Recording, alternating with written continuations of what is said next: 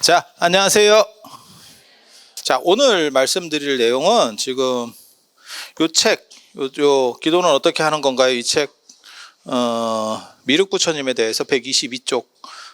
여러분이 책을 지금 저희가 이제 보시는 분들은 주기적으로 우리가 한다고 생각하지만 실제로는 두 주에 한 번 하고, 이리저리 어떤 때는 땡겨 먹고 뭐 이렇게, 부정기적으로 하잖아. 그제? 정기적이면서 부정기적으로 하잖아. 인생이라는 게 다 그런 거거든요, 사실. 그래서 책을 안 갖고 오신 분들이 있는 것 같아서 책을 읽도록 하겠습니다.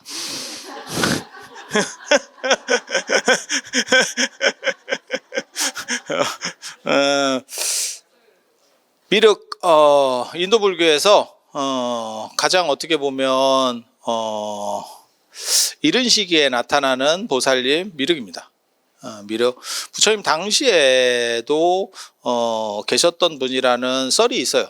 진짜인 것 같기는 한데 정확하게 잘 모르겠습니다. 그래서 아일다라고 하는 분이고, 그분이 부처님한테 수기를 받죠.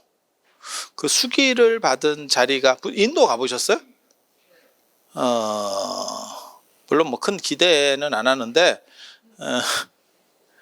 진짜 분위기만 가지고 얘기하면, 내가 인도 간다 그러면 한 100명은 모일 것 같아. 진짜. 그래서 내가 안 가. 인도 힘들어. 인도 안 가냐고 물어보는 사람은 굉장히 많아. 근데 저는 코로나가 완전히 끝나고 사람 사는 데가 됐다라고 하기 전까지 잘 안 갈 겁니다. 연세 드신 분들한테는 위험해요. 그리고 저번에 모디 총리 아세요? 인도 요즘 떡상하잖아. 가장 어떻게 보면 이렇게 쫙 커오는 게 인도.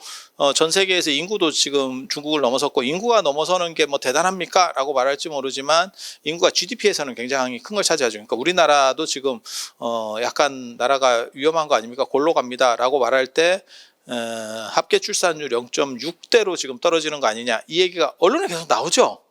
아니, 그냥 제가 하는 얘기가 아니고, 근데 0.6에 걸리면 두 사람이 0.6명을 난다는 거 아니에요. 힘들긴 힘들죠.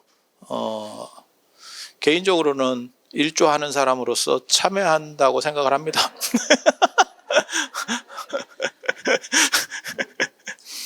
제가 굳이 나와봐야 별로 상태 안 좋아. 그래서 국가의 경쟁력 차원에서 참고 있는 거예요. 예전에 그런 생각을 했던 사람이 있어. 저런 거는 씨를 받아야 된다. 그래서 그거를 억지로 해서 씨를 받아봤더니 별 볼 일이 없었어요. 그게 구마라집이에요. 그래서 인간이라고 하는 게 진짜 재밌는 거예요.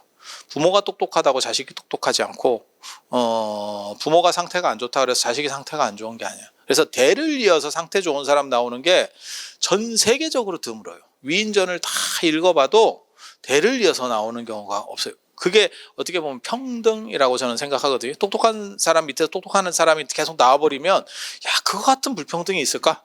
어떻게 보면 부의 불평등보다 더 대단한 불평등이 이루어지는 거예요. 그래서 그건 참 괜찮다라는 생각을 해요. 그게 그래서 두 가지의 어떻게 보면 불평등을 통한 합리성이라는 게 존재하고 있지. 지금 현재 인류에는 그거는 머리는 세습이 안 된다더라. 부는 세습이 되는데 머리는 세습이 안 된다더라 하고, 가는 데는 좋은 거 먹어도 일찍 갈 놈은 가더라. 그러니까 재벌이라고 더 오래 사는 게 아니더라. 그거 참 재밌지. 그냥 우리 생각에는 좋은 걸 드시고 영양 상태도 좋고 좋은 관리 시스템을 잘 받을 수 있으면 우리 같은 쩌리보다는 한 10년 이상 더 사실 것 같은데, 현실이 그렇지 않죠. 그래서 그 두 가지가 불평등 속의 평등이라고 생각을 하는 거예요.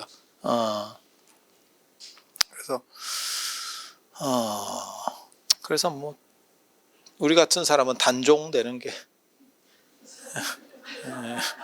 뭐 특별히 해봐야 내가 보기에는 뭐 별로. 그래서 그런 정도 생각을 하고 있어요. 그래서 미륵이 아일다고 부처님 당대에 제자로 있었다는 기록이 있어요. 근데 그게 어디까지 올라가는지 잘 모르겠어요. 그리고 그분이 부처님한테 수기를 받아요. 그 수기 받은 장소가 녹야원입니다. 부처님께서 처음으로 가르침을 설한 자리가 녹야원. 그래서 녹야원에 굉장히 중요한 게 유적이 여러 가지가 있어요. 녹야원 사람들이 잘 몰라서 그러는데, 그러니까 저랑 인도를 가고 싶어 하는 이유 중에 하나가 제가 이렇게 쓰잘데기 없는 걸 알지. 일반 가이드나 일반 전문가들이 잘 모르는 쓸데없는 거 들으면 굉장히 중요한데 막상 어디 쓰기는 딱히 들으면 무지 중요해. 근데 쓸모가 있느냐? 이거 뭐하고 똑같은 거냐면 명품인데 진짜 좋은 명품이야. 그래서 집에 갖다 놓고 쓸 수가 없어. 너무 비싼 거라서. 그래서 대여금고에다 넣어놓고 1년에 한 번도 지가 못 봐. 그런 상황이 비슷한 거야. 이거 굉장히 중요한 거야. 굉장히 중요한 거야. 그래서 그 바라나시에 가면 거기 이제 부처님께서 설법하셨던 데도 있고, 그래서 바라나시의 열애향실이라고 합니다. 향문화는 굉장히 오래된 거예요. 개인적으로 제가 욕먹을까봐 차마 말은 못하지만 저는 향을 안 피우면 기도 성립 자체가 안 된다고 생각하는 사람이기 때문에 근데 요즘 절에서 자꾸 향을 못 피게 해서 저게 되나 싶은 생각을 하기는 하는데, 그런 거 얘기 나올 때마다 꼭 무슨 얘기들이 나오냐면 향문화가 도대체 얼마나 됐느냐라고 얘기를 하는데 되게 오래된 겁니다. 되게 오래된 겁니다. 불교 이전부터 이집트에서 공양 문화가 있었고 인도도 굉장히 오래됐어요. 그래서 향공양이라는 거는 부처님 당대에도 아마 어느 정도 이상은 있었을 걸로 추정을 합니다. 근데 그게 명확하지는 않고 근데 부처님 돌아가시고 나서 탑이 만들어지고, 부처님 돌아가신 직후부터 탑이 만들어지거든요. 부처님 사리탑이. 거기에 향공양 얘기가 나옵니다. 일산도 꽂아놓고, 그러니까 햇빛 가리개도 해놓고, 그 다음에 향, 그 다음에 꽃, 향하고 꽃은 그때부터 그냥 문화가 나와요. 그래서 부처님을 존중하는 문화, 그 다음에 부처님께서 오래 주석하셨던 그 자리, 부처님 방, 어떻게 보면 부처님 방, 거기를 오늘날까지도 열애향실이라고 부릅니다. 열애는 부처님이라는 뜻이고 향실은 그 부처님에게 향을 공양하는 곳, 그러니까는 존중을 해서 향을 올리는 거예요. 그래서 그걸 다 열애향실이라고 하는 거고, 오늘날 열애향실로 제일 유명한 데는 마가다국 영축산 열애향실, 법화경설법지라고 하는 인도 가보신 분은 아마 다 아실 거예요. 이렇게 네모난 데가 있어서 거기서 이제 기도도 하고 이렇게 하죠. 그래서 열애향실이 있고, 그 다음에 사위성 코살라국의 사위성에 이제 기수급고도권, 거기에도 가면 금강경설법지 해가지고 그 열애향실 찾는 게 되게 쉬워요. 인도 다녀보면. 왜? 금이 붙어 있어. 가보면 이렇게 금으로 누가 다 붙여놨죠. 동남아 분들은 오시면 이렇게 금 붙이는 문화가 있어서 저쪽에 좀 번쩍번쩍한데 그럼 열애향실이야. 그래서 거기 이제 부처님 방이 있었어요. 거기 기원정사에 거기에 이제 7층 건물이 있었고 거기 부처님 방이 있었. 그런 거 같지 않아? 나를 위해서 재벌이 절을 한 채 지어줬어. 야, 내 방 없겠냐? 내 방 하나 만들어 주겠지. 그거하고 그냥 방만이 아니고 이제 공간이 어느 정도는 되겠죠. 그러니까 그 당시만 하더라도 따로따로 공간 분리를 다 하는 시절은 아니니까, 그러면 제자들도 들어오고 이렇게 해야 되니까 어느 정도 공간 폭이 만들어지는 거죠. 그 정도는 됐겠죠. 그래서 거기서 제일 오래 머무셨어요. 부처님이 금강경만 설법하신 게 아니고 가장 오래 머무셨죠. 한 18년에서 한 23년 정도까지 이렇게 기록에 따라서 편차들이 좀 있어. 그래서 되게 오래 머무셨고, 그리고 나중에 거기에 이제 부처님을 기념하는 불상이 만들어져서 그런 기록들이 현장의 대당서였기에 나옵니다. 거기도 열애향실이라고 하고, 그 다음에 사르나트 녹야원, 부처님이 처음 설법하셨던 그 자리도 그쪽에도 열애향실이 있어요. 그러니까 향공양 올리는 게 무지하게 오래된 거예요. 부처님 당대까지 소급하는지는 정확하게 말은 못하겠어요. 하지만 부처님 돌아가신 바로 직후부터는 분명히 이루어져서 내려왔던 문화예요. 그리고 탑에다가 향하고 음식 공양한다라고 하는 것들이 율장이나 이런 데서도 나오거든요. 과일이나 이런 것들을 올린다, 등을 올린다도 있어요. 그러니까 그런 것들이 나중에 불상이 만들어지면서 탑 대신에 불상으로 대체되고 오늘날 우리가 불교 의례로까지 내려오는 거예요. 그러니까 이거는 최소한 한 2400년 그리고 더 넘어가 버리면 부처님 당대까지 소급할 수 있는 그런 문화예요. 그래서 뭐 원간에서 어떻게 할 수 있습니까? 이거 바꿀 수 있습니까? 야, 그거 바꾸기 쉽지 않아. 그렇게 쉽지 않아. 이 상황 자체가. 그래서 그런 정도 생각을 하시면 되고, 그래서 사르나트에 가면, 녹야원에 가면, 그 사슴동산, 실제로 사슴이 있습니다. 그 일본 분들이 나중에 이제 풀어놓은 그 사슴동산이 있어. 그래서 그쪽에 가면 그 부처님 열애항실, 부처님께서 법을 설하시던 데가 있고, 그리고 또 중요한 게 이제 초전법륜상, 사르나트 양식 초전법륜상이라고 하는, 오른손은 이렇게 잡고 왼손으로 이렇게 수인을 하고 있는 요 초전법륜상이 있어요. 전 세계 불상 중에서 가장 아름답다라고 칭해지는 그 불상이 있고, 그게 이제 간다라 마투라에서 불상이 시작되고 나중에 그게 사르나트가 두 강이 합류되는 교통의 요지예요. 예전에 물류의 요지. 우리식으로 말하면 한국으로 얘기하면 대전급 정도 될까? 대전, 천안 뭐 이렇게 다 호남선을 가든지 뭐 경부선을 가든지 다 거쳐가는. 그래서 그쪽에서 여러 가지 양식들이 이렇게 합쳐지는 거죠. 여러 좋은 것들이 합쳐져서 가장 완성된 불상이 만들어지고 그 불상에 모셔져 있었던 어떻게 보면 법당이 있는 거고 그쪽에.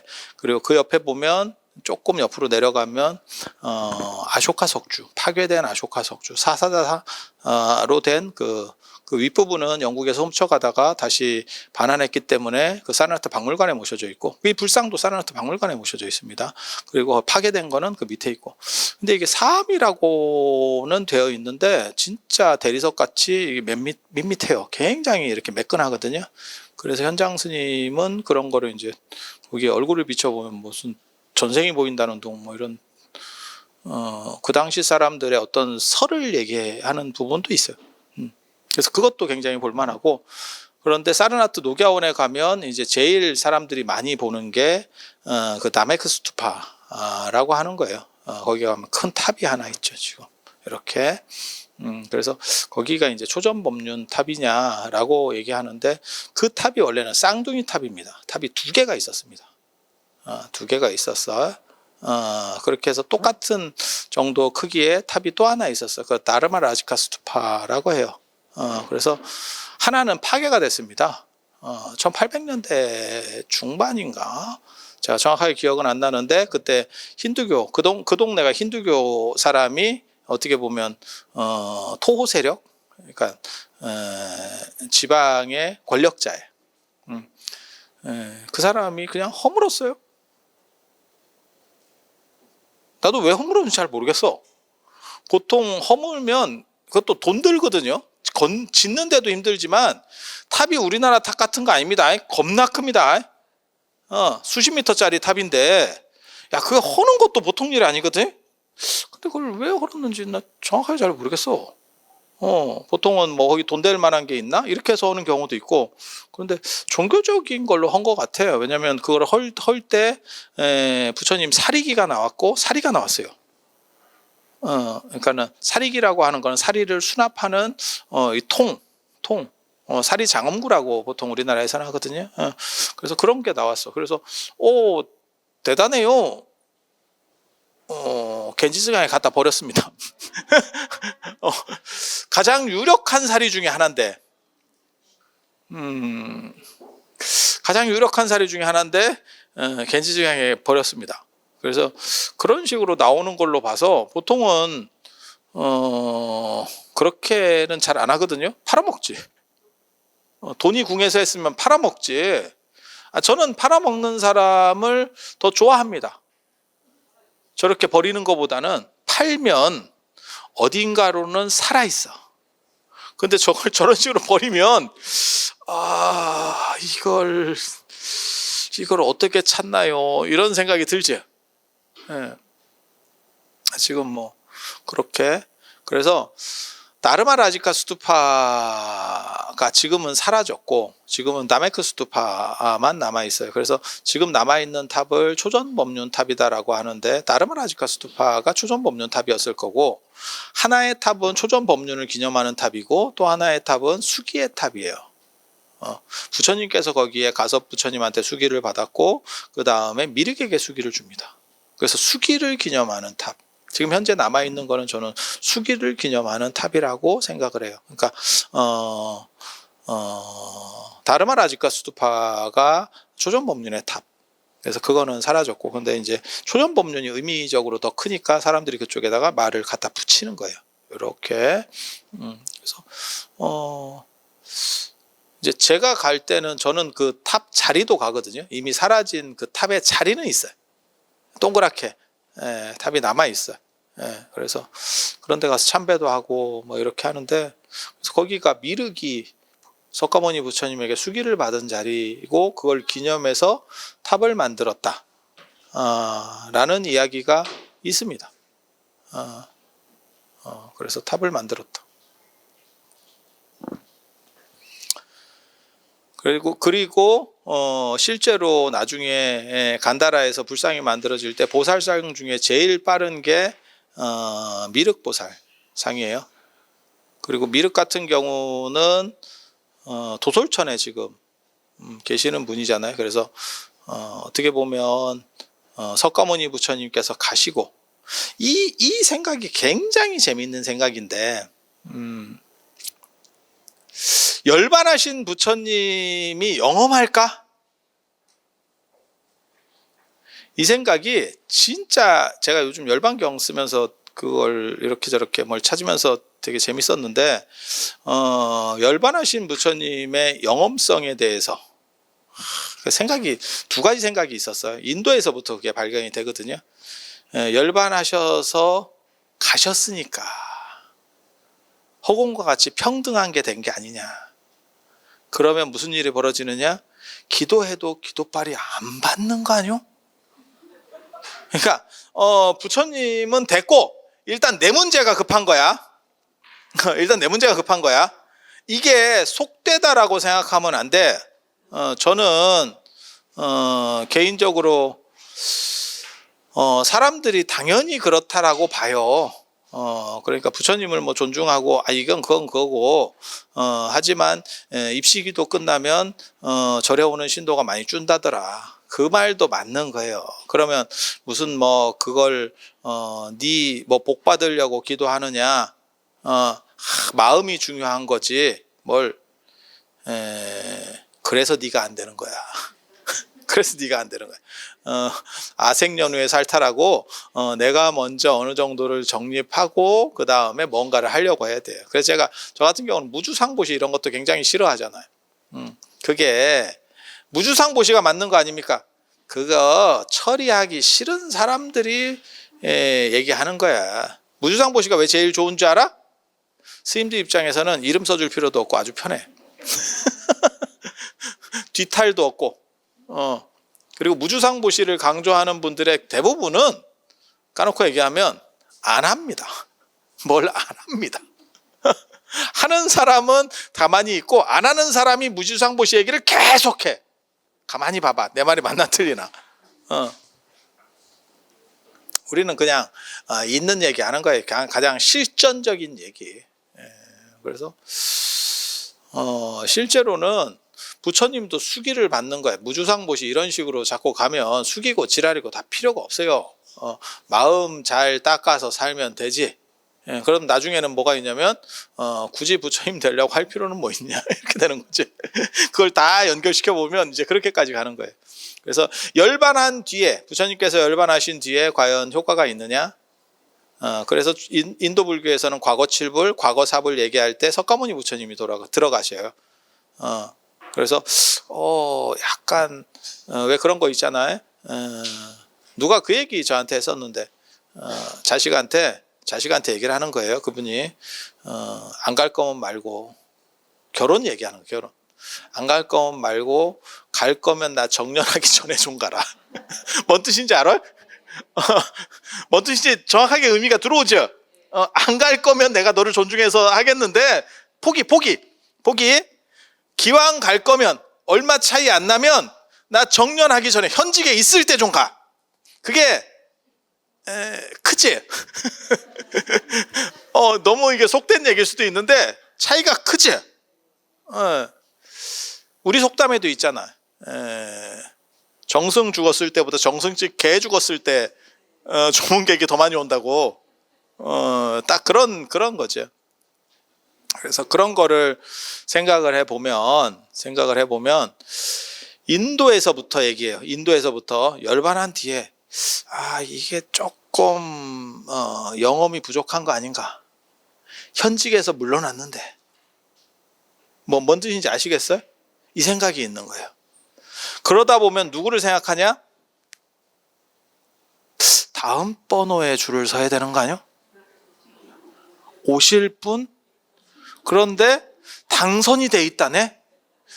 지금 대통령은 임기가 끝났고 누군지를 모르면 이게 좀 머리가 아픈데 당선이 돼 있는 거야.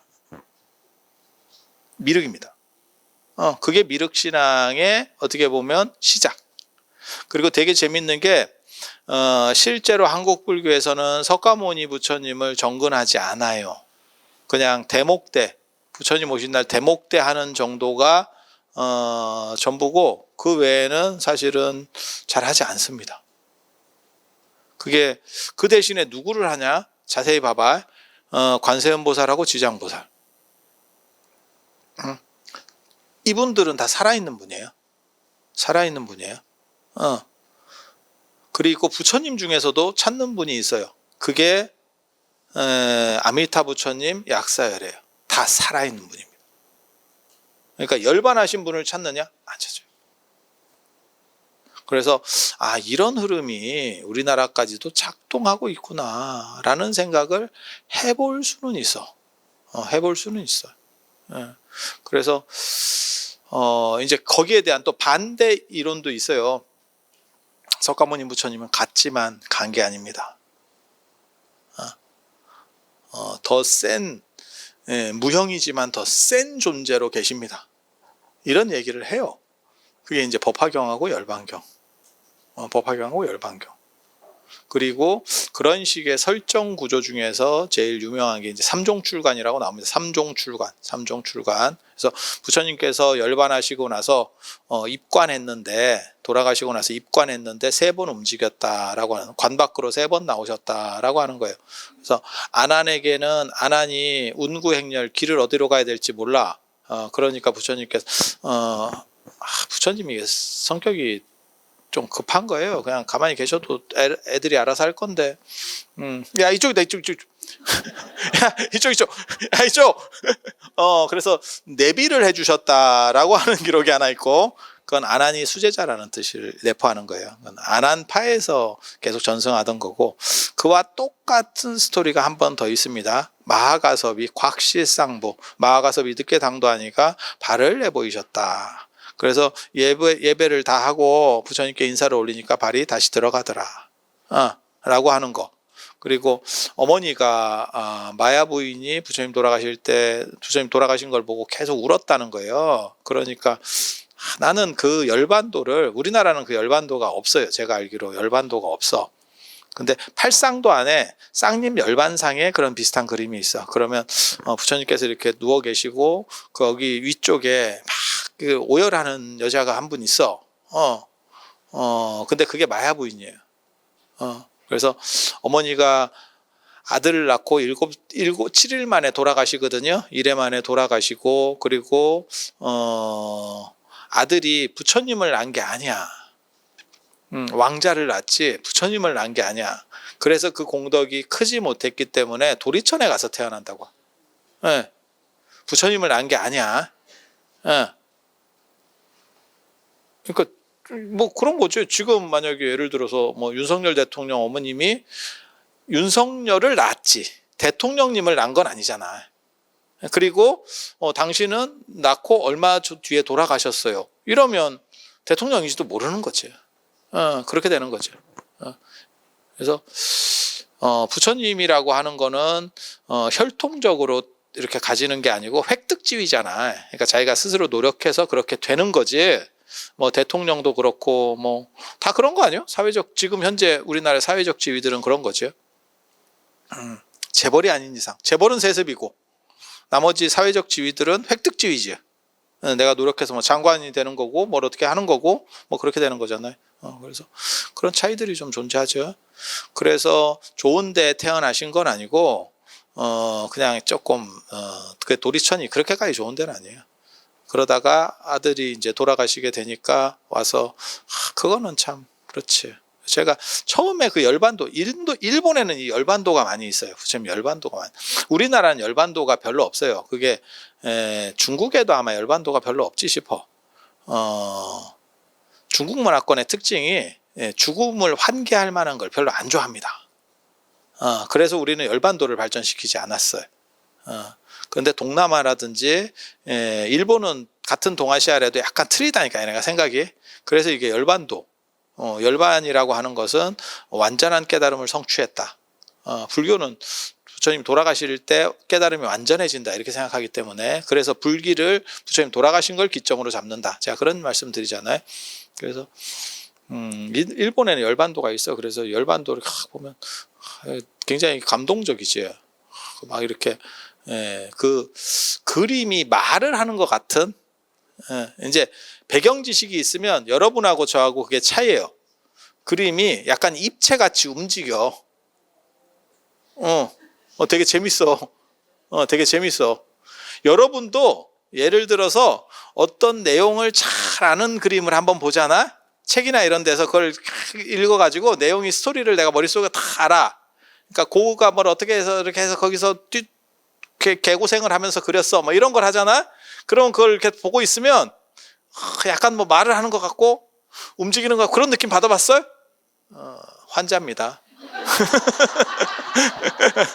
바로 낚이는데 바보들. 그런 게 어딨냐? 그런 게 어딨어? 에이.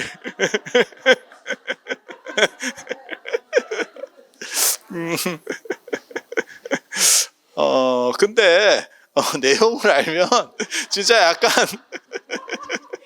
그걸 이제 깊이감이라고 하는 건데 작품에 대한 이해도가 높아지니까 모르면 그냥 스쳐가는 거고 그 미술관이나 박물관 갈 때 다 똑같아요. 내가 아는 게 있으면 훨씬 잘 보이고 모르면 스쳐가요. 제가 그거 얘기하잖아. 세계 테마기행 뭐 이런 거 봐도 그런 다큐 이제 외국 이렇게 막 좋은데 이렇게 다니는 다큐들 있잖아. 그런 걸 봐도 막 설명해주고 막 이런 거 하잖아요. 여기는 뭐 어떤 자리고 어쩌고. 가본 데는 참 눈에 선하게 들어오고 안 가본 데는 뭔가 싶죠. 그게 인간이에요. 그게 인간이에요. 그리고 내가 직접 경험하지 않았어도 내용에 대해서 잘 알게 되면 책을 보든지 뭐 해갖고 이게 참 내용에 대한 이해도가 있으면 약간 3D 같이 머릿속에 저장이 돼요. 이해도가 깊으시면.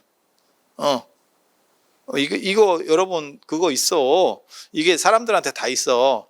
그러니까 예를 들어서 여러분이 춘향전을 읽었어. 읽는 사람도 없지만 누가 춘향전 읽겠어.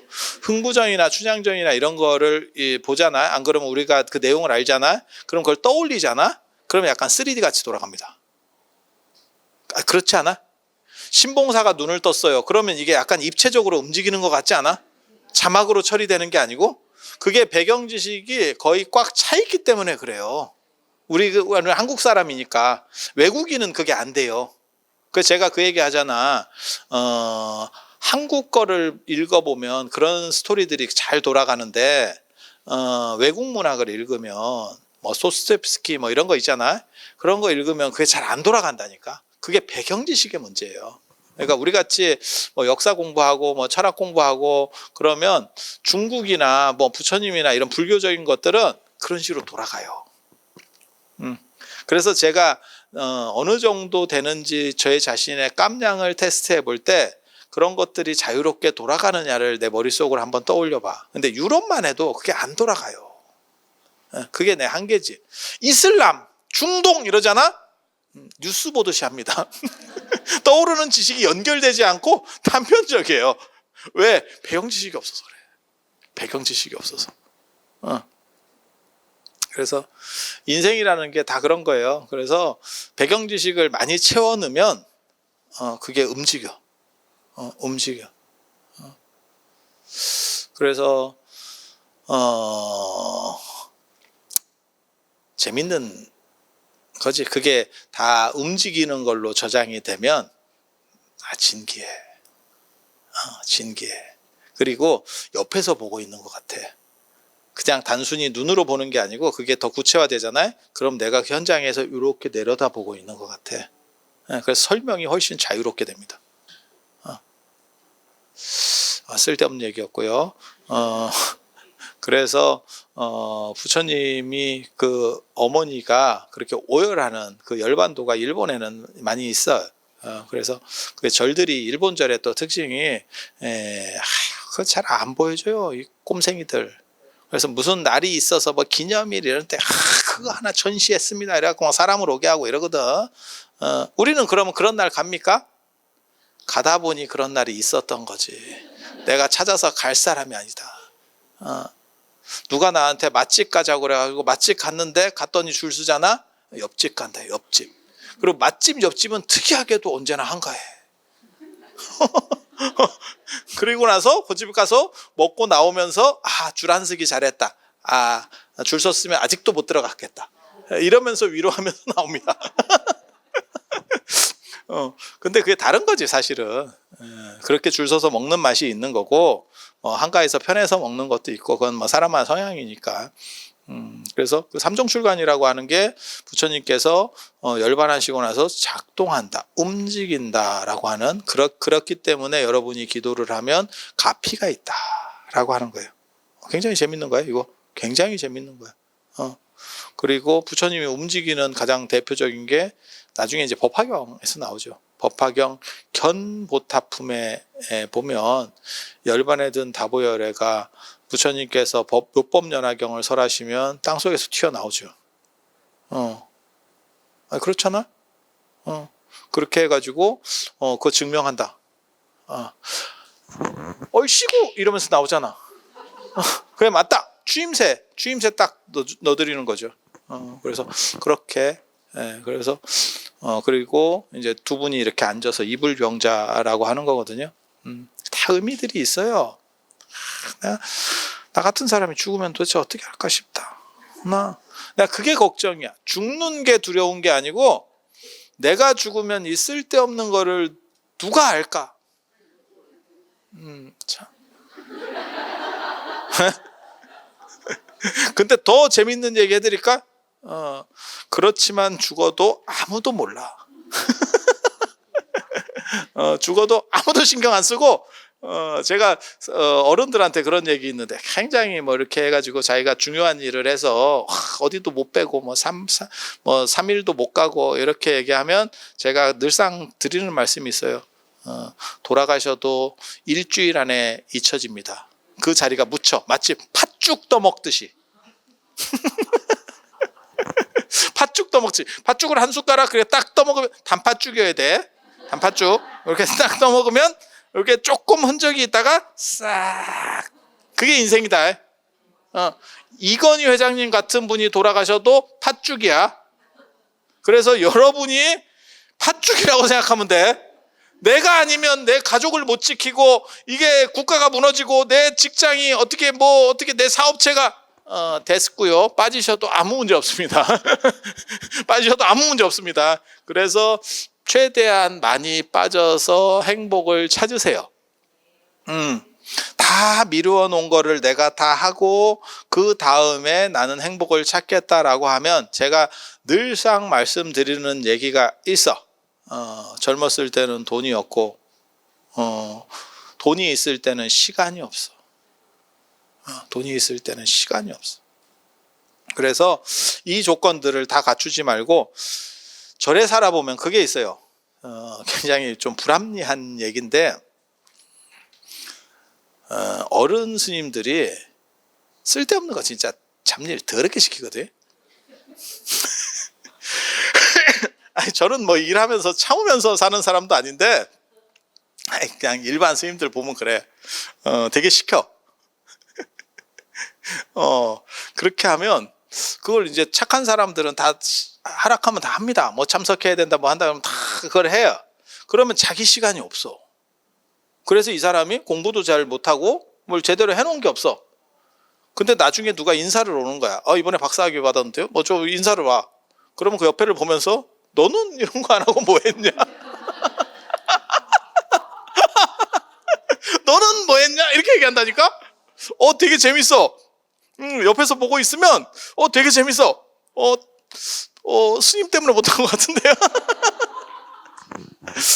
근데 세상이라는 게 다 그런 거야. 그래서 바쁠 때 이루어낼 수 있는 거지, 요걸 하고 나서 한가한 뒤에 무엇을 하겠습니다, 그거는 사실 성립이 안 돼요. 일론 머스크 바람 피듯이 해야 돼. 화성도 가고 테슬라도 하고 하면서 바람도 피고 애도 낳고, 이게 동시에 가는 거지. 내가 화성 간 뒤에 내가 애 하나 더 만들게. 그러면 단종됩니다. 그러면 단종됩니다. 일론 머스크 참 바람직한 분이에요. 일은 다 그렇게 하는 거예요. 그러니까 지금 할 수 있는 일들이 있어요. 저는 그 얘기 제가 어렸을 때, 제가 제 초등학교 때쯤에 게임이 나오기 시작해서 오락이, 그 오락실, 그 다음에 문방구 앞에 이렇게 제가 조그만 오락실, 그런 조그만 기계 이런 거, 제가 그런 거 엄청난 그런 또 그게 있어요. 내가 대단한, 내가 전에 얘기했잖아. 내가 아침에 학교 가기 전에 한 판 했는데 한 판이 안 끝나가지고 하고 있는데 애들이 끝나서 오고 있더라고.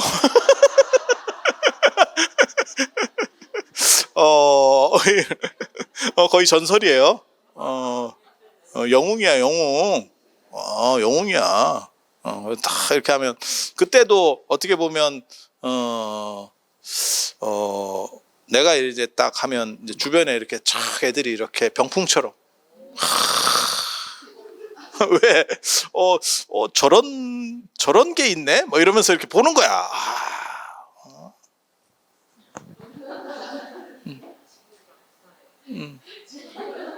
근데 성격은 똑같은 거고, 꽃 어디에 꽂히냐에 우리 같은 사람들이 그게 결정이 되는 거예요, 사실은. 그래서 그런데 그때 제가 고등학교 때까지 전교에서 용돈이 제일 많았어요. 그래서 제가 딴짓을 많이 했지. 책도 되게 많이 사서 볼 수 있고, 그게 가능했던 게 돈을 많이 줘서 그래요. 그래서 오락도 할 수도 있고 뭐 할 수 있고 뭐 그냥 돈 들어가는 걸 여러 가지를 많이 했어. 그래서 충분히 여기저기 찝쩍거릴 수 있는 조건들이 굉장히 많았었어요. 그래서 쭉 이렇게 하고 있었는데 그래도 이 오락은 감당이 안 돼. 감당이 안 돼. 내가 초등학교 때부터 그런 생각을 했거든. 내가 나중에 돈을 벌면 오락실 기계를 방에다 놓고, 안마의자 필요 없고요, 오락실 기계. 내가 저거를 끝까지 엔딩까지 내가 해보겠다. 다 필요 없는 겁니다. 그 시절에만 재밌는 겁니다. 지금 그거를 네가 하라라고 얘기하면 그냥 잠깐 추억 소환. 뭐 아마 5분도 안 할 걸. 그냥 몇 번 이렇게 옛날에 이거 되게 재밌었는데 끝. 뭔 뜻인지 아시죠? 그래서 다 그 시절에 해야 될 그 퀘스트가 있어. 인생의 퀘스트가 있어. 그래서 여행도 그런 것 같아. 제가 못 가본 데가 구체구 못 가봤습니다. 저는 개인적으로 경치 보는 거 이런 거 별로 안 좋아해요. 제가 자연 이런 거 싫어합니다.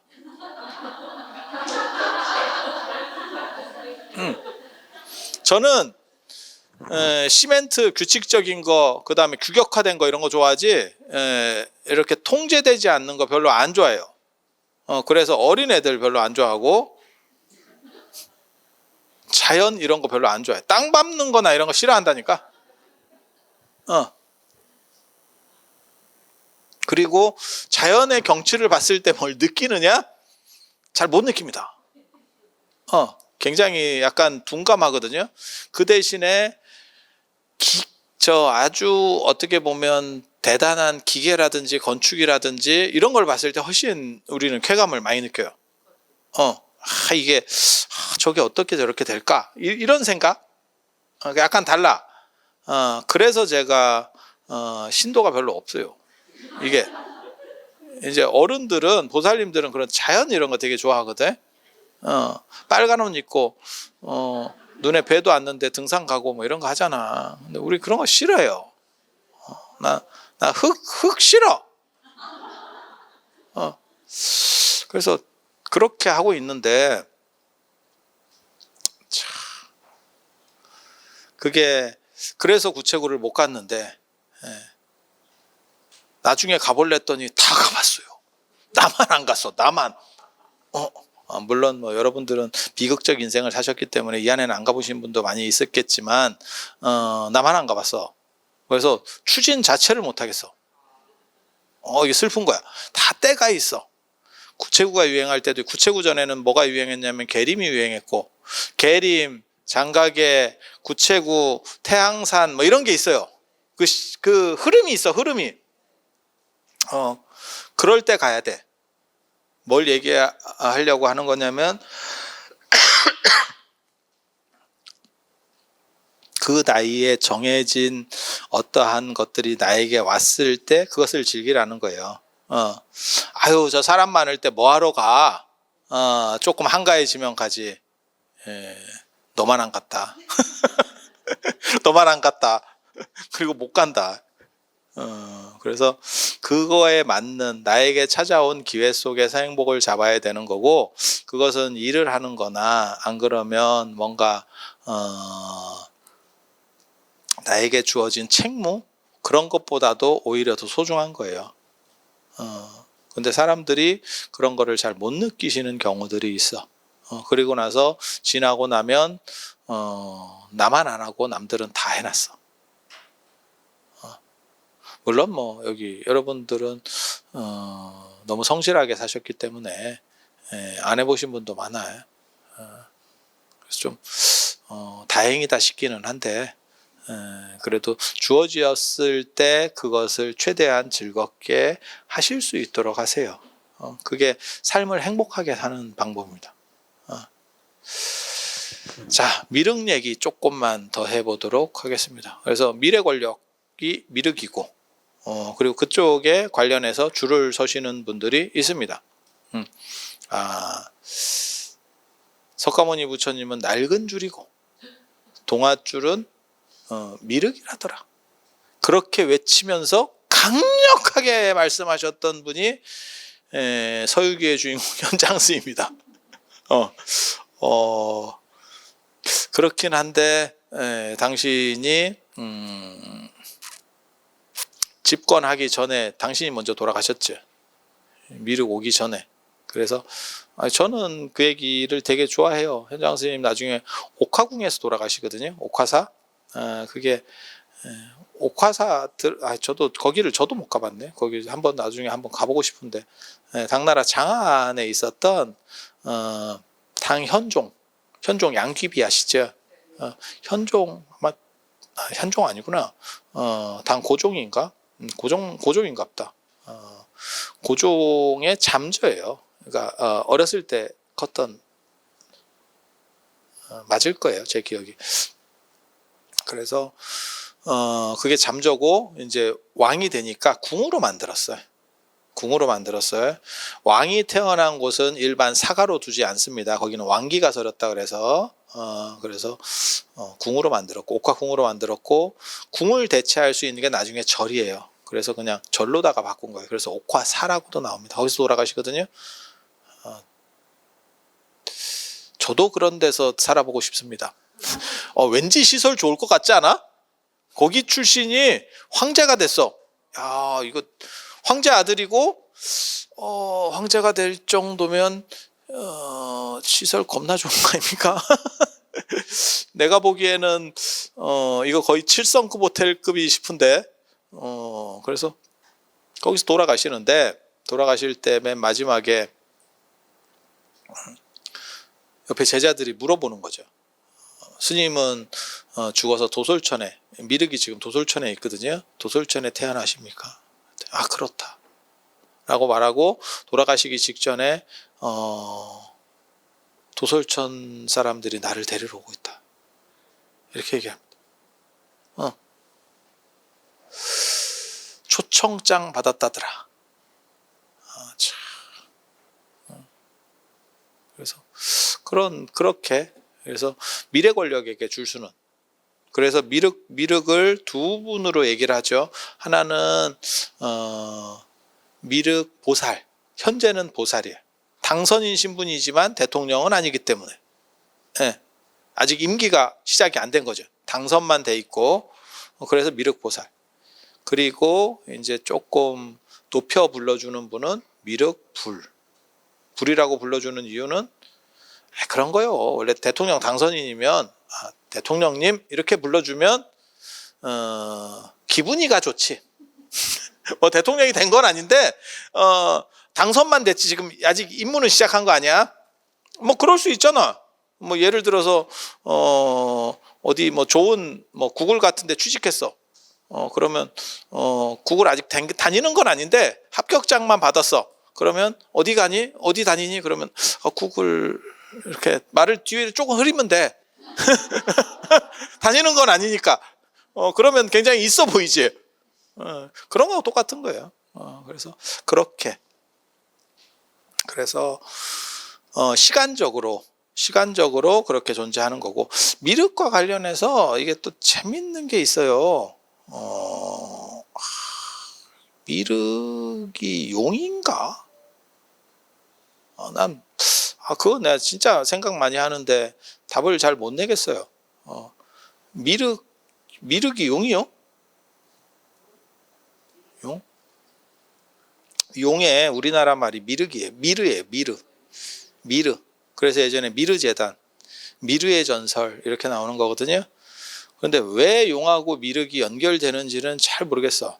근데 미륵이 태어나서 이렇게 좋은 세계가 이루어지는데 그 세계가 용화 세계고, 미륵 부처님이 깨달음을 얻는 것도 용화나무 밑에서 깨달음을 얻어요. 그리고 미륵 부처님 도상에서도 용화수까지를 드는 경우도 있고, 보통은 물병을 듭니다. 미륵보살은 정병을 들어요. 관세음 보살이 들고 있는 정병 있잖아요. 물병. 그게 원래 미륵보살 거예요. 빌려줬다가 이게 조금 이게 지금 소송 걸렸습니다. 그 미륵보살 소송 걸렸습니다. 그 내 건데, 그 물병이라고 하는 게 수행자의 상징이에요. 그래서 미륵은 아까 부처님한테 수기받았던 제자라 그랬잖아요. 그래서 수행자로서의 지물을 들고 있는 거예요. 관세음 보살은 수행자가 아니에요. 그게 정병이거든요. 관세음 보살은 귀족 스타일이에요. 그래서 물병을 들지 않았어요, 원래는. 근데 지금은 관세음 보살 하면 당연히 병 아닙니까? 이렇게 생각하거든요. 정병이라고 생각하는데, 수행자의 상징이 물병하고, 그걸 정병이에요, 정병. 그 군지라고 해서, 군지카라고 해서, 이게 수행자가 들고 다니는 자루 달린 물병이 있어. 그걸 이렇게 꽂아서 들고 다니는, 이렇게 약간 머리가 우리나라 술병 같이 이렇게 생긴 것도 있고, 그 다음에 보통은 자루가 달려서 이렇게 주전자 같이 해서 이렇게 하는 게 있어요. 두 가지가 있는데, 정병하고 또 하나가 총체, 털이개. 그게 수행자예요. 그래서 관세음 보살은 제가인의 모습을 하고 있고, 제가 귀족의 모습을 하고 있고, 그래서 물병하고는 관련이 없고, 미륵 보살은 수행자의 모습을 하고 있기 때문에 물병을 가지는 거고, 또 한 팀이 더 있어요. 이게 제석천은 왕의 모습을 하고 있기 때문에 금강절을 가지거든요. 보통 상징물로 금강절을 가지고, 벼락무기. 범천은 어떤 스타일로 묘사가 되냐면 출가자로 묘사가 돼요. 그러니까 수행자로 묘사가 돼요. 그래서 총체, 불진이라고도 해요.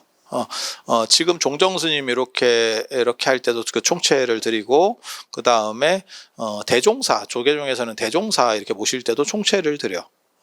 왜 총체라고 하냐면 전체를 관할 한다. 원래는 그게 목이 좁고 팔이 좁고 그 다음에 발밑에 쓸고 이런 물건이에요. 약간의 빗자루 같은. 그래서 수행자들은 바닥에 앉을 때 거기 인도가 그 벌레가 많아서 그래요. 아열대 습하고 이러니까 벌레가 많아가지고 바닥을 쓸고 앉습니다. 혹시라도 죽일까봐. 나 요즘 그 유튜브 되게 희한한 걸 봤는데, 인도 유튜브가 어떻게 하다 보니까 들어갔는데 그 사람 되게 재밌더라. 그 사람 그 콘텐츠는 뭐냐면 코브라 잡아주기야. 마을에 코브라 같은 게 막 이렇게 나타나서 이렇게 하면 우리나라에도 그런 콘텐츠를 가지고 하시는 분들이 있어요. 말벌집 퇴치해주는 그게 콘텐츠야. 그러니까 시골 같은데 말벌집이 있으면 그 사람한테 연락하면 그 사람이 그 말벌집을 없애주는 게 그 사람 콘텐츠야, 콘텐츠. 이해가 돼? 청소기 같은 거 하나 갖고 가고 말벌을 청소기로다가 싹 빨아. 싹 빨아. 그래갖고 그거 처리해줘. 저렇게 돈 벌고 사나 싶은 생각이 들긴 드는데, 근데 인도 사람은 코브라, 뱀 이런 거 다 처리해 주는 거야. 집에서 뭐 이런 게. 근데 한두 마리가 나오는 게 아니야. 뭔 놈의 집에 저렇게 뱀이 많나 싶은 정도로 나와. 그럼 그 사람이 이렇게 하고 자루에 넣어주고, 그러니까 우리식으로 말하면 땅꾼. 그렇게 해서 자루에다 다 넣어가지고, 보통 한번 이렇게 가면 한두 마리 나오면 컨텐츠를 찍겠어, 이 사람이. 그 누가 봐. 득실득실 나와야 그게 이제 조회수도 막 몇백만씩 가요. 재밌잖아. 비암 잡고 이런 거 재밌잖아. 뭔 뜻인지 아시겠죠? 그럼 동네 사람 또 다 나와서 구경하고 막 딱 잡고 자루에다 다 넣어가지고 갑니다. 근데 맨 끝에 굉장히 놀라워. 풀어줘. 코브라인데 한적한 데 가가지고 풀어주면서 끝나, 영상이. 그렇게 풀어주면 또 올 것 같은데, 나 이런 생각이 드는데, 저거 풀어주면 안 될 것 같은데, 저거 굉장히 위험한데, 근데 풀어줘. 왜? 그게 이제 어떻게 보면 생명 존중이라고 하는 거야. 죽이기는 싫은 거야. 그러니까 다른 사람에게 피해를 주니까 내가 구제는 하는데, 제거는 하는데, 내가 죽이고 싶지 않은 거야. 그러니까 그냥 먼 데다가 풀어주고 끝나. 그게 이제 약간 인도 스타일이에요. 우리나라 같으면 뭐 구렁이나 이렇게 사람을 잡아먹진 않고 독이 없는 거는 풀어줘도 되고, 맹독성이면 사실은 약간 이렇게 해야 될 것 같은 느낌? 아니, 위험하니까. 위험하니까. 그리고 인도하고 우리나라는 달라요. 뭐가 다르냐면, 인도는 의료시설이 별로 안 좋기 때문에, 아까 그 모디 총리, 내가 그거 얘기하려고 그랬는데, 모디 총리가 그거 발표했어요. 인도를 개혁하겠다 이러면서 화장실을 뭐 1억 1만 개인가를 뭐 만들겠다, 1억 2천만 개인가를 만들겠다. 내가 이게 뭔가, 인도 인구가 14억이라고 치고 화장실을 1억 개를 넘게 만든다고? 그러면 인도는 화장실이 한 개도 없나? 야, 만들어도, 아니 정부에서 만드는 거는 집에 만들어 주진 않을 거 아니야. 개인 집에 만들어 주진 않을 거 아니야. 공공장소에 만들어 줄 거 아니야. 그게 정부 돈으로 하는 거니까. 그렇지 않아? 집에다가 만들어 주지는 않을 것 같은데, 내 생각에. 뭐 보조금 주나? 그런데 그렇게 생각하면 1억 개 이상의 화장실을 만든다는 게 이게 나란가, 이게 뭔가 싶은 생각이 좀 드는 거지. 그런데 아무튼 인도 되게 재밌어. 그렇게 해서 그 벌레 죽을까 봐 이렇게 쓰는 거예요. 벌레를 잡느냐? 안 잡아요. 밀어냅니다. 밀어냅니다. 그리고 이게 벌레가 많기 때문에 습하고 이러니까, 그래서 그 벌레를 이렇게 쫓는 거예요. 말꼬리, 뭐 그 소꼬리 이런 거 보시면 어떤 용도인지 아시잖아요. 걔가 이렇게 다니면서 좀 쫓잖아. 그런 거야, 그런 거. 그래서 그게 수행자의 어떻게 보면 필수품이에요. 그래서 미륵과 관세음 보살 예를 들면, 그래서 미륵은 원래는 승려, 수행자의 모습이고, 그 다음에 관세음 보살은 귀족의 모습이고, 제석처는 왕이나 귀족의 모습, 그 다음에 범처는 수행자의 모습이에요. 그래서 수행자의 모습을 상징하는 불자를 범처는 가지고 있고, 원래 미륵 보살은 군지 물병을 가지고 있어요. 물병을.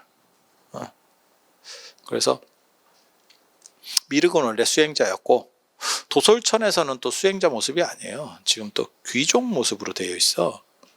그래서 가서 보고 온 사람이 그러더라고. 수행자 아니더라고. 아니야.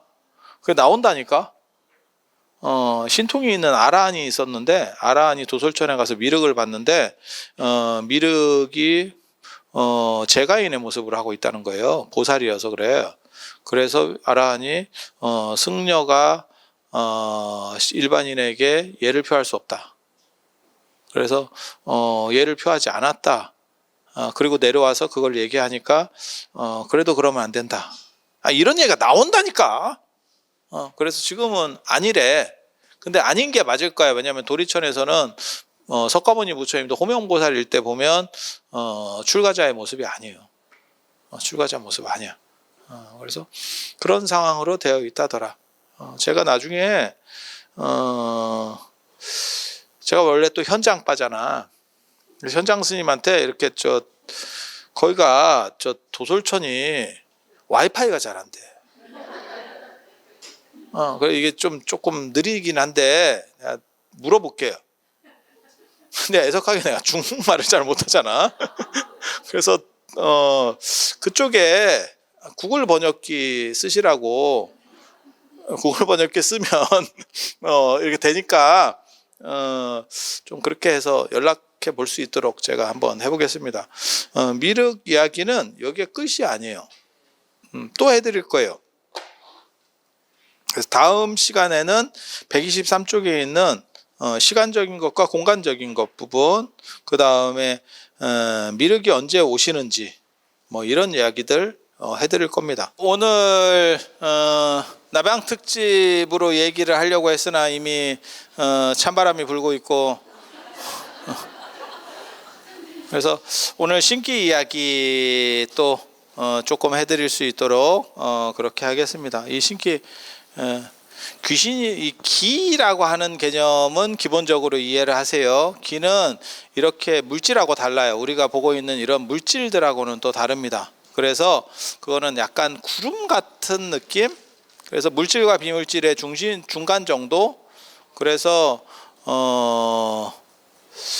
구체성이라고 하는 게 사실 상대적으로 약간 떨어져요. 상대적으로 떨어져요. 그리고 그러한 모호성 자체의 구분이 예전에는 그렇게 높지 않습니다. 그러니까 지금은 뭔가를 엄격하게 구분하는 거고 예전에는 다 그래요. 이게 문화가 발전할수록 작은 것들을 구분해내요. 그러니까 임신하는 거랑 비슷하다고 생각하시면 돼. 예전에는 그냥 애가 생겼어요. 그래서 시작을 하는 거고 지금은 수정될 때가 임신입니까? 이제 이렇게 되는 거고. 그러니까 조금 더 구체화되는 거지 발전할수록. 예전에는 그냥 여러분 어렸을 때만 하더라도 방학 안에 그냥 온 가족이 옹기종기 살았던 그런 거고 지금은 그런 것들이 다 나뉘기 시작하는 거고 그래서 어디는 식당, 밥 먹는 공간, 어디는 옷 갈아입는 공간, 어디는 뭐 잠자는 공간 이런 식으로 다 분리가 되는 거죠. 그런 게 분리가 안 되고 지금도 한 방에서 다 하시면 약간 복고풍이라고 보시면 돼요. 그런 게 점점 더 많이 분리될수록 잘 사는 집입니다. 저도 그런 데서 살고 싶습니다.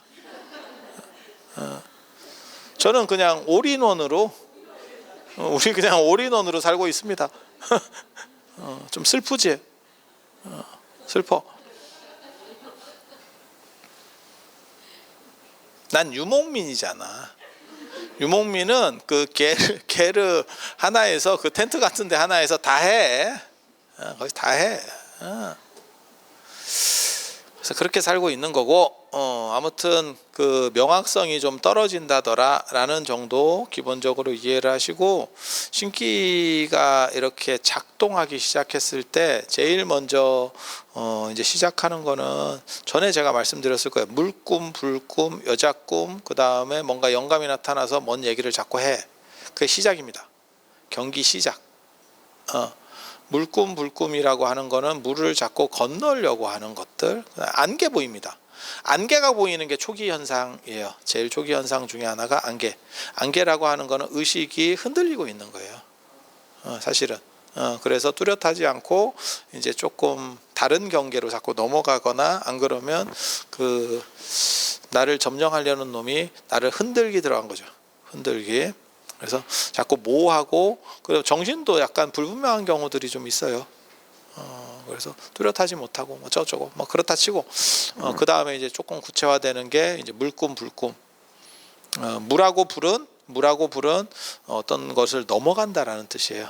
그러니까 물을 건너갔다라고 하면 다른 경계로 넘어간다라는 거의 상징으로 그렇게 나옵니다. 물꿈 불꿈. 그 다음에 불 같은 거 이렇게 예전에는 불도 뛰어넘었어요. 그러니까 시집가고 뭐 이렇게 하면 삿된 것들이 따라오려고 할 때 불을 뛰어넘고 이런 것들이 있어요. 그 조로아스터교에서 지금도 아마 남아 있는 걸로 제가 알고 있는데 그렇게 그래서 불을 넘어가면 다른 것들이 못 쫓아온다. 큰 물을 넘어가면 따라올 수 없다라고 하는 그런 개념. 그래서 그런 걸 보고 주역으로 얘기하면 이섭대천이라고 큰 물을 건너는 것이 이롭다. 판이 바뀐다는 뜻입니다. 판이 바뀐다는 뜻. 판이 바뀐다는 뜻. 그래서 그런 식으로 되는 거고 그 다음에 약간 구체성이 보이는 거는 이제 물꿈 불꿈 끄고 그 다음 그러니까 자꾸 건너가는 것 같은 느낌들이 나오고 그런 이미지들이 나오고 그 다음에 여자 목소리가 들리든지 할배 왜 이렇게 노인이 거기 나오는지는 정확하게 잘 모르겠는데 그냥 영감이에요. 그 신령이라고 사람들이 이야기하는 사람들. 근데 뭐 신령은 다 늙었어? 젊은 CEO는 없는가? 하기사 생각해보면 지금 전 세계 최강국인 미국에서도 80 드신 분이 대통령을 하고 계시고 트럼프 대통령도 이제 취임 만약에 예를 들어 대통령 돼서 또 올라가시면 80 넘을걸? 지금 한국 나이로 한 80 되셨을걸? 근데 80 치고는 진짜 젊게 살지. 야, 이거 진짜 도대체 저런 에너지가 어딨나 싶을 정도로 저는 개인적으로 트럼프 대통령 같은 스타일 굉장히 재밌어 하거든요. 뭐 나라야 어떻게 될지는 그건 뭐 우리나라도 아니고 일단 사람이 재밌잖아. 난 되게 좋던데. 그리고 머리도 이렇게 해가지고 난 맨 처음에 나왔을 때 김부스인 줄 알았어. 김부스. 남의 나라 대통령 했던 분이라고 막 막말하는 건 아니고 몇 살 차이 안 나는데 바이든은 되게 늙어 보이는데 그 양반은 진짜 어르신 같고 이분은 약간 철없고 따지고 보면 몇 살 차이 안 나. 그래서 영감님들이 저 사후 세계에도 뭐 이상한 신들의 세계에서도 많은가? 근데 보면 대부분 신들의 세계에서 나오는 사람들이 뭔가 이렇게 영감들이 많아요. 그쪽도 고령화의 그 후유증을 겪고 있는 거예요. 그래서 영감님이 나타나 가지고 뭔가를 알려주는 것처럼 뭐 이렇게 여자가 나오거나 영감님이 나오거나 이거 선택 사양입니다. 안개, 모호함 이게 1단계. 그 다음에 물, 불 둘 중에 하나 쌍으로 양싸대기 맞는 경우도 있고요. 그렇게 그 다음에 영감 아니면 여자. 영감 아니면 여자. 이렇게.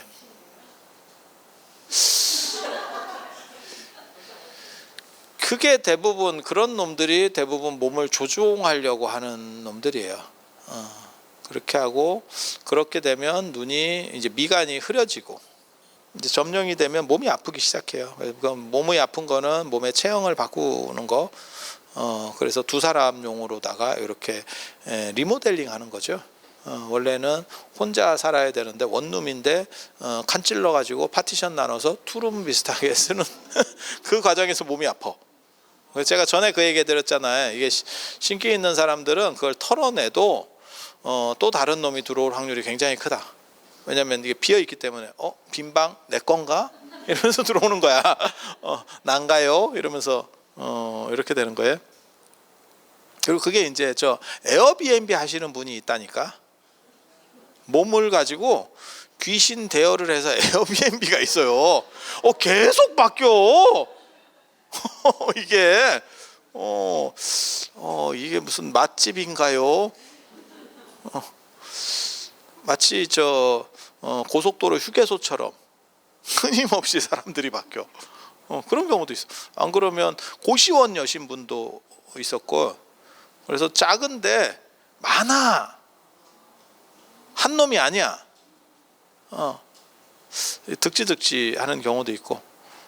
그래서 그거는 이제 몸이 아픈 거는 그 개조라고 하는 거고, 그 다음에 여기가 약간 뿌예. 그런 사람들의 특징이, 이제 몸이 좀 그런 사람들의 특징이 여기가 좀 뿌옇고, 그 다음에 전에 제가 그 얘기 드렸잖아요. 검은 동자는 더 진해지고 또렷또렷 약간 고양이 눈 같이 돼요. 그리고 흰자는 뿌얘지고, 흰자가 어떻게 보면 검은 동자가 영혼을 상징하는 거고, 흰자가 백을 상징하는 거고, 아니면 육체 이런 거예요. 그래서 두 개가 들어오니까 이 검은 동자 쪽은 에너지가 많아지니까 반짝거리고 약간 고양이 눈 같이 되고, 흰자는 피곤한 거지. 그러니까 뿌얘지는 거예요. 눈이 탁해져. 탁해져. 그래서 그렇게 눈이 탁하고 이럴 때 안약 넣으시면 됩니다. 그렇게 되고 소리가 들리고, 그 다음에 이제 보이기 시작해요. 뭐가 사건들이 보이기 시작해요. 그리고 그게 원격도 돼. 원격도. 그래서 뭐 전화 같은 거나 뭐 이런 것도. 근데 그거는 원리는 다 똑같아요. 원리는 다 똑같아. 뭐하고 똑같은 거냐면 1차적인 거는 찍는 거예요. 그 사람이 왔을 때 사람마다 파장이 있어. 그래서 제가 전에 그 얘기 해드렸잖아요. 오죽하면 전 보러 갔겠냐. 얼마나 답답했으면. 그러니까 뭔가 문제가 있고 스트레스를 받고 있고, 그 집에까지 가기 전까지 계속 뭔가 생각을 되뇌이고 있었던 거지. 그래서 무당 같은 경우는 자기를 이렇게 어떻게 보면 거울같이 만들어 버리면 그게 그대로 찍히는 거예요. 그래서 너가 무슨 일 때문에 왔지? 라고 얘기를 하는 거고, 그게 한 가지. 또 한 가지는 뭐냐면 주파수 맞추는 방식입니다. 라디오 주파수 맞추듯이. 그래서 주파수를 맞추면 그 원격으로도 돼요. 그러니까 그 대신에 정보를 달라고 하지. 뭐 사진이 있어야 된다는 둥, 오만 쓸데없는 짓을 합니다. 뭐 전화를 하든지 뭔가 사진을 보든지 뭐 그래갖고, 그래야 뭐 주파수를 맞출 거 아니야. 그러니까 우리도 라디오도 그런 거 아니에요. 라디오에 예를 들어서 뭐 몇 개가 있는지 모르겠어요. 채널이 뭐 30개가 있어. 그러면 그 주파수를 맞춰야 그 소리가 나오는 거지. 라디오만 있다고 해서 소리가 나오진 않잖아. 그래서 그런 작업들을 해요. 그렇지만 이게 뭐 100% 맞느냐, 유의미한 결과값을 주느냐, 개인적으로 그렇게 생각하지 않습니다. 엉간이는 맞아. 근데 엉간이 맞는 게 맞냐라고 말을 하기가 애매한 정도지. 만약에 그게 그렇게 유의미한 결과값 정도로, 그러니까 어느 정도 이상 확 올라가 버리면 우리나라가 세계 최강 됐지. 야, 예언자가 지천인 나라다. 미래를 볼 수 있는 안목. 제가 얘기하잖아. 로또가 나오고, 그 다음에 코인이 움직이고 난 뒤에 모든 무당은 다 구라라는 게 증명이 되는 거다. 왜?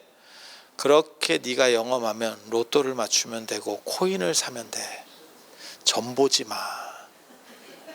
점 보지 마. 점으로 네가 얼마를 버는지 모르겠지만 네가 맞출 자신만 있으면 코인 대박이다. 하루 변동폭이 거의 뭐 한 100%가 왔다 갔다 해. 이게 지금 야, 그거 왜 여러분들은 코인을 못 하느냐? 우리 같은 사람들 코인을 못 하느냐? 쫄보라서 그래요. 쫄보라서. 근데 내가 정확하게 언제 빠져야 되는지만 100% 필요 없어. 70%로만 맞춰도 한 달에 거의 준재벌 싸대기를 때릴 수가 있습니다. 그런데 왜 너는 점을 보고 있느냐? 아니면 굿을 하고 있느냐? 굿보다 단가가 훨씬 많이 나온다니까, 이쪽이 지금.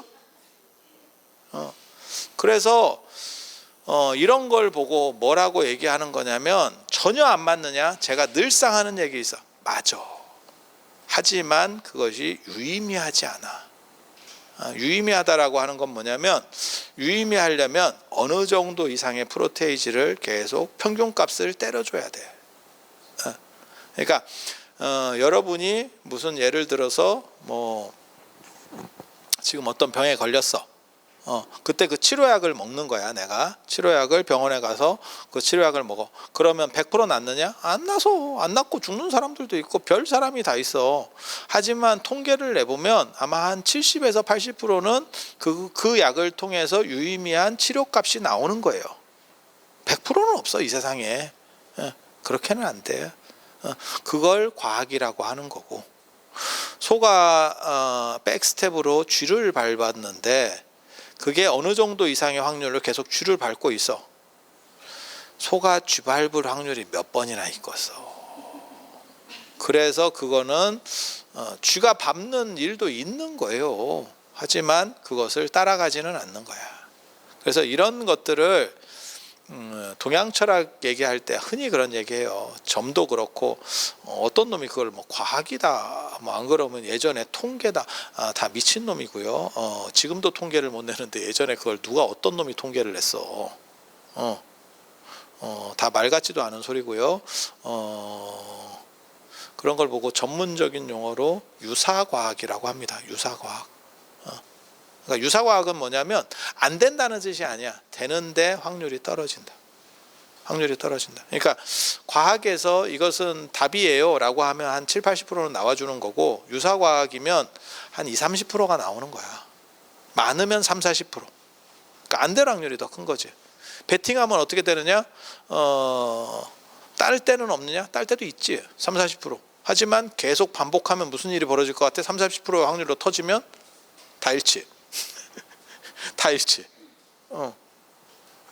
그래서 제가 기도 얘기할 때도 그 얘기를 해요. 기도 얘기할 때도 기도는 가피가 아니고 습관이다. 가피를 쫓아서 기도한다라고 하는 거는 확률적으로 너무 적다. 그래서 좋은 습관을 들이고 행복한 삶의 방향성을 만드는 게 기도지. 뭘 이렇게 그냥 뭐 해가지고 그래 봉정암 뭐 갓바위 이런 데 가서 잭팟이 터졌어요. 그게 너한테 터진다는 확률이 얼마나 되냐. 그거 말고 꾸준히 집에서 얼마라도 할 수 있는 것들을 만들어 놓으면 잭팟이 안 터질 수도 있어. 하지만 당신은 좋은 습관을 들였어. 그 자체만 가지고도 안 흔들리는 기도의 효과가 있는 거예요. 그래서 제가 월정사에 제가 금강경 저거 봉창 기도할 때 제가 설문지를 계속 돌리거든요. 그래서 사람의 삶이 어떻게 바뀌는가, 안정되는가에 대한 것들을 논문화를 시키고 있어요. 사실은 그 작업도 같이 하고 있어. 저는 그게 우선이고 거기에 플러스 알파로 가피가 터져야 된다고 생각하는 사람이에요. 가피가 우선이 되면 확률적으로 너무 떨어져. 없습니까? 그건 구랍니까? 그 얘기를 하는 거 아니야. 제가 전에도 그런 얘기 해드렸잖아. 로또는 당첨되지 않는가? 로또는 당첨됩니다. 단 내가 산 로또가 당첨된다는 장담을 못하기 때문에 우리는 로또를 사지 않는 겁니다. 강원랜드에서 안 터집니까? 강원랜드의 기계는 다 터집니다. 내게 안 터집니다. 아니 맞잖아. 그래서 우리는 내게 터지는 걸 원하기 때문에 적은데도 적금을 듭니다. 그거는 확실성을 가졌기 때문에. 그래서 점이라든지 이런 것들이 불확실한 거예요. 그리고 그게 자신이 있으면 그 능력으로 코인을 사시면 됩니다. 코인을 사시면 됩니다. 절에서도 이거 얘기하다가 또 욕먹을 수도 있는데 절에서도 똑같습니다. 어떤 절에 가니까 뭐 천도제를 하면 뭐가 잘 바뀌고 뭐가 되고 주지스님이 코인을 하시면 됩니다. 자기 천도제를 계속하면서 코인을 하시면 신도 천도제 하는 것보다 훨씬 더 많이 벌 수 있습니다. 저는 펀드 매니저가 그 정도 돈을 버는지 몰랐습니다. 전 세계에서 최고급 펀드 매니저는 1년 연봉이 조가 넘습니다. 조가 넘습니다. 연봉이. 나는 연봉이 조가 된다는 거를 상상을 못 해봤네. 이런 게. 우리는 쩔이기 때문에. 조 단위를 받아, 연봉이. 물론 뭐 세금을 한 절반은 떼겠지. 나도 절반 떼고 싶습니다.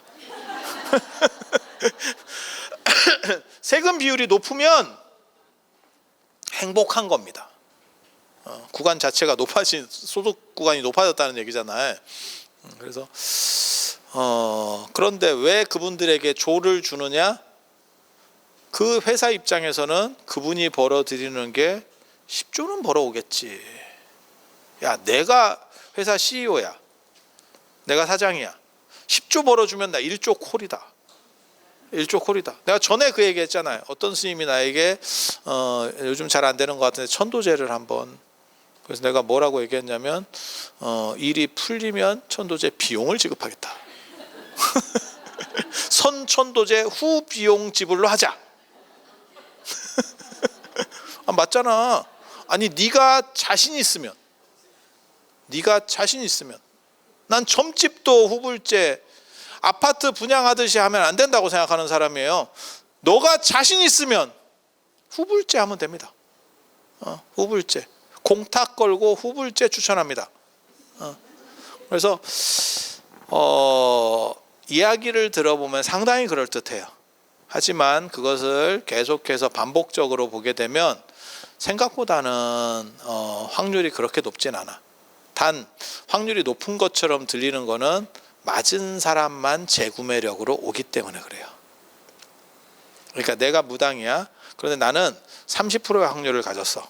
예를 들어서 그러면 70은 안 된 사람은 안 와. 30이 다시 와. 그러니까 옆에서 그 사람을 관찰하고 있으면 굉장히 용한 것처럼 보이지.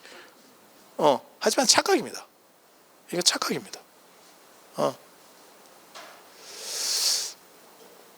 그래서 이런 부분들은 사실 약간 생각을 달리해 봐야 되고, 그리고 귀신의 움직임에 대해서 한번 이야기를, 쓸데없는 얘기, 그냥 얘기하는 거예요. 그냥 얘기하는 거. 귀신의 종류 뭐가 있냐면 대표적인 게 지방령과 부유령. 들어봤어요? 지방령은 어디에 붙어있는 애, 부유령은 떠돌아다니는 애. 지방령은 어디 한 군데만 있어. 소속감이 뚜렷합니다. 불교로 얘기하면 청산백운이라고 합니다. 청산백운. 청산, 푸른 산은 움직이지 않는 거야. 절에 가서 대방에 이렇게 큰 방에 가면 청산백운 이렇게 써 있거든요. 주지스님을 중심으로 해서 좌측이 청산이 않고, 그거는 본방대중, 거기 사중의 소임자들입니다. 바로고향 할 때. 그 다음에 이쪽에 백운은 뜬 구름이에요. 흰 구름. 그래서 떠다니는 거에, 그 얘기는 뭐냐면 객스님입니다. 객스님이 그렇게 많습니까? 예전에는 선원 스님들이 백운이었습니다. 선원이 지금처럼 계속 상주하는 게 아니고, 선원은 3개월 묶었다가 해제하고 3개월 풀었다가 3개월 묶었다가 이러거든요. 그래서 그분들은 상설 사시는 분이 아니고 떠나서 만행을 하셨다가 3개월 뒤에 오시는 분이기 때문에 흰구름 같은 분이에요. 운순합자라고 하죠. 그렇게. 그래서 귀신도 그렇게 두 종류가 있는 거예요. 청산파, 백운파. 청산은 뭐라 그랬지? 지방령. 백운은 부유령. 그래서 그렇게 떠돌아다니는 놈이 있고, 지방령도 바로 그 자리에 있는 놈이 있고, 그 근처에서 왔다 갔다 하는 애 있어요. 그래서 그런 차이 있는데 아무 문제 없습니다. 왜? 특별하지 않으면 크게 영향 미치지 못합니다. 사람에게 영향 미치지 못합니다.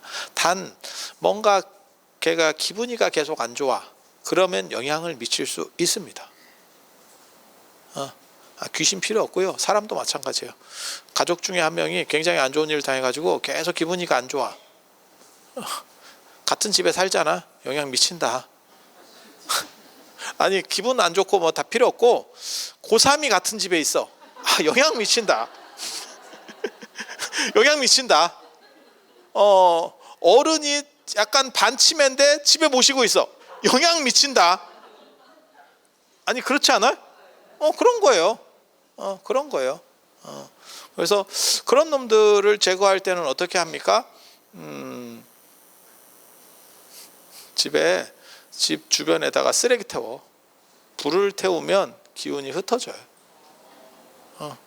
불태워. 불태워.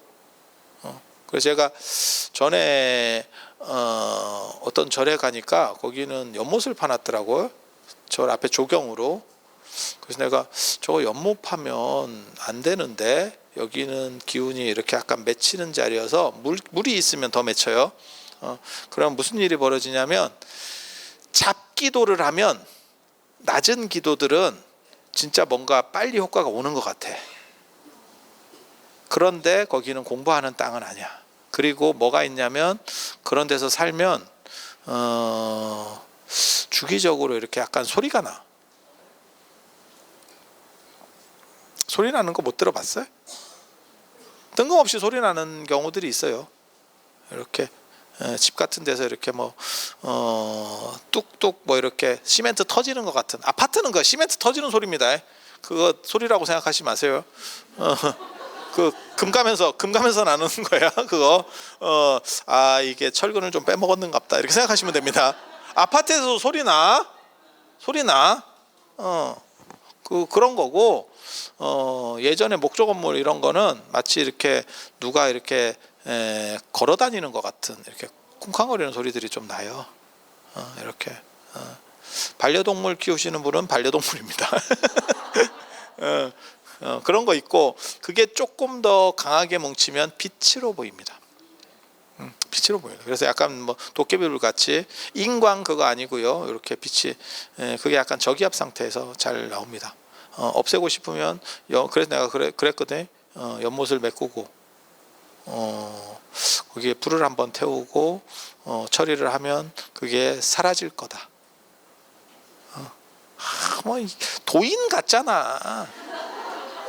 근데 제가 늘상 얘기하는데, 제가 얘기하는 신비한 거는 다 인과법으로 돌아가는 거예요. 어떤 원리를 통해서 요게 이렇게 갑니다라고 얘기하지, 뜬금없이 무슨 너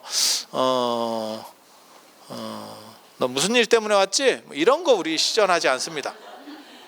그런 거 시전하지 않습니다. 그러니까 법칙이 있는 거예요. 그게 불교입니다. 뜬금없이 나오면 그거는 불교가 아닙니다. 단 여러분하고 저하고 좀 다른 거는 뭐냐면, 여러분이 아시는 쪽을 많이 보는 거고, 저는 제가 쓸데없는 데 관심이 있었기 때문에 그쪽 영역도 좀 볼 수 있는 거예요. 뭐가 똑같은 거냐면, 저는 일종의 약간 외국 가이드인 거지. 그래서 한국도 다니고 외국에 대해서도 스위스 같은 데 가면 만년설이 막 키보다도 크잖아. 이렇게 약을 파는 거예요. 그러면 여러분들 입장에서는, 그걸 못 본 사람들은, 야, 그런 게 어딨냐? 눈은 해 뜨면 녹는 거지. 근데 스위스 융프라우나 이런 데 가면 진짜 그렇게 돼 있지. 기차도 기차 레일로 가는 게 아니고 톱니바퀴로 가고. 아니, 맞잖아. 긍정 못 하시는 분은, 못 가보신 분들, 나중에 제가 뇌시고 가겠습니다. 요즘 하나투어에서 같이 일 안 해볼래요? 이렇게 자꾸 연락이 와. 몰라. 그런데 저랑 가봐야 아무 쓸모 없습니다. 내가 스위스를 알겠냐, 뭘 알겠냐. 저랑 가보면 괜히 머리 잘못 돌렸다가 눈탱이나 한 대 맞는 거요. 눈 이래가지고 이런 건 한 대 맞지. 뭐 할 수 있겠어. 그래서 그런 식의 또 다른 논리 구조를 이야기해 드릴 수 있는 거예요. 그리고 이것은 법칙으로 묶인 거는 법칙으로 풀 수 있어요. 그런데 분명하게 말씀드리는 건, 비방은 없습니다. 이 세상에. 비방은 없어. 그러니까 원인 없이 뜬금없이 이렇게 하면 풀립니다 라고 하는 거는 제가 없어요. 제가 보기에는 다 묶였으면 그걸 푸는 법은 있어. 그리고 그것은 정상적이어야지. 그러니까 뭐하고 똑같은 거냐면, 내가 살이 쪘어. 그러면 식단을 조절하고 운동을 하면 살이 빠져요. 그런데 뭐 수술을 하거나 어떤 약을 먹으면 한 방에 빠져요? 한 방에 빠지는 게 아니고 한 방에 죽죠. 한 방에 죽죠. 요즘 그 덴마크에서 살 빠지는 약 나와가지고 대박 났다던데, 그죠? 부작용이 발견한 위대한 약. 그래서 그거 나오던데, 화이자에서 비아그라 부작용이 발견한 위대한 약 비아그라. 원래 그렇게 하려고 하지 않았는데 이상한데 부작용이 나오면서 전 세계적으로 대박이 났어요. 그게 화이자. 여기도 이 덴마크 기업도 원래는 다른 거 뭐 암치료제인가 뭐 어떻게 저렇게 하려고 했는데 살이 빠져요. 암보다 살이 낫지. 왜냐하면 암으로 고민하는 사람보다 살로 고민하는 사람이 훨씬 많거든. 아니 그렇지 않아요? 그 지금 대박 났다는 거 아니에요. 그래서 그렇게 되는 경우도 있을 거라고 생각을 합니다. 그게 이제 소가 뒷걸음질 치다가 쥐 밟는 경우인데 그거를 목적으로 할 수는 없어요. 그리고 특별하지 않으면 다 법칙으로 돌아가는 거예요. 그래서 저는 여러분이 모르는 부분에 대해서 법칙적인 얘기를 해드릴 수 있는 거지 진짜 뭐 뜬금없는 이야기 개인적으로 별로 좋아하지 않습니다. 그리고 저는 부처님이 그런 얘기해요. 그런 얘기 하시는데 오신통은 머리 좋고 능력이 있으면 할 수 있다 얘기를 합니다. 그러니까 어떤 원리를 아는 거예요. 그거는 어떤 원리를 아는 거예요. 그래서 제가 뭐 신통이나 뭐 천안이나 뭐 어쩌고 뭐 투시가 돼요 뭐 이런 거 우리 대수롭게 안 보잖아. 왜? 그 원리가 있다니까. 저한테 기회 되면 명상 같은 거 배우면 며칠이면 제가 그 됩니다. 눈에 뭐 보이고 뭐 이런 거 다 원리가 있어. 이 바닥에 다. 그리고 기도하는 것도 그런 원리가 있어. 기도하는 것도 원리가 있어. 하지만 다 가르쳐 주진 않을 거야. 나 힘들게 배웠어. 내가 이런 거 공부하느라고 진짜 힘들어. 이 세상에서 제일 어려운 공부, 문화 현상의 원리와 기원을 찾는 것 진짜 어려워요. 그래서 제가 그런 얘기 해드리잖아. 전 세계에 20억 이상의 인구가 오늘도 허리를 굽혀서 인사를 하는데 우리 생각해 보세요. 허리 굽혀서 안녕하세요. 그 이유를 아는 사람은 한 놈도 없다. 왜 하필 이게 인사가 됐을까를 알기가 굉장히 어려워. 이게 문화가 그만큼 공부력이 많이 들어가야 돼요. 그래서 뭐 전공 같은 거 이렇게 하고 뭐 무슨 철학을 알고 그거는 머리 디미르면 돼요. 근데 이런 거 굉장히 재미있고 어려운 공부야. 그거 누가 합니까? 내가 하잖아. 내가 하잖아. 그래서 오늘도 잘난 척으로 마치는 걸로 하고 다음 시간에